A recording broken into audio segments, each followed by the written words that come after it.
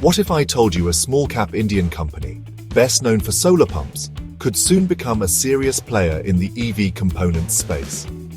While the spotlight stays on auto giants, Shakti Pumps is quietly powering a clean tech revolution. Across farms, factories, and now electric vehicles, here's how it's pulling it off.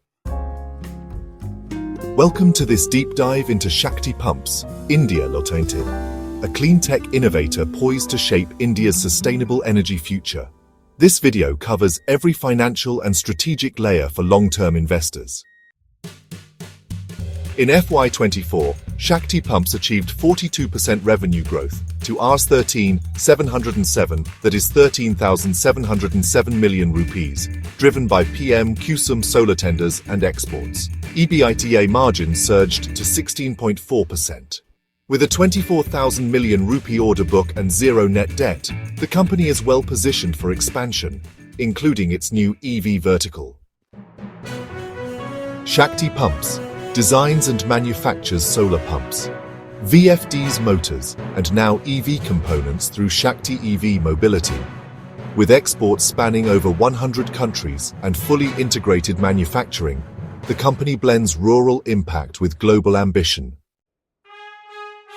So, looking at the fiscal year 2024 performance, EBITDA actually tripled to about Rs 248, that is 2,248 million rupees.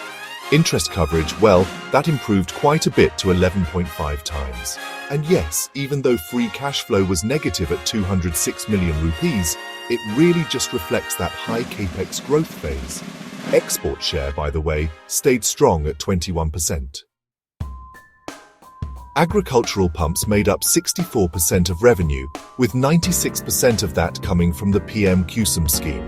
The residential and industrial segments also grew, and exports continue to be a margin-accretive buffer. The main export zones, just so you know, include the UAE, Africa, and Southeast Asia. CMD Dinesh Patidar is a big advocate for solar irrigation sustainability, and of course, innovation. His roadmap, looking ahead, includes backward integration, consolidating leadership in PM KUSUM, and even pushing into electric vehicle components starting in the second quarter of fiscal year 2025, that is Q4 FY25.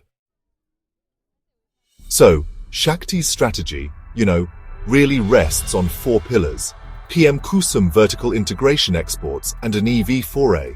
With about 1.57 lakh, that is 1.57 lakh solar pumps already installed, and a growing international presence, the company's brand equity is definitely scaling.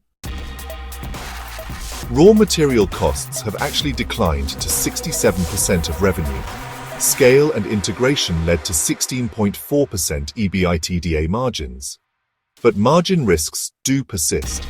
Fixed price contracts, commodity price hikes, and forex volatility can compress profitability.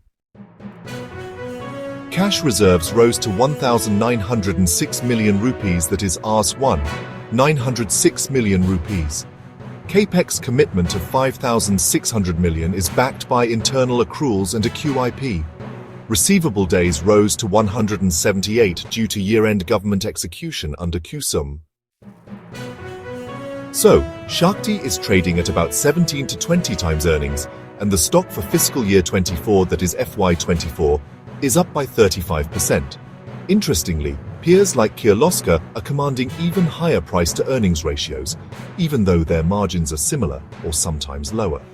Analysts point out that earnings growth, rising exports, and the potential in the electric vehicle space are all acting as catalysts for a re-rating.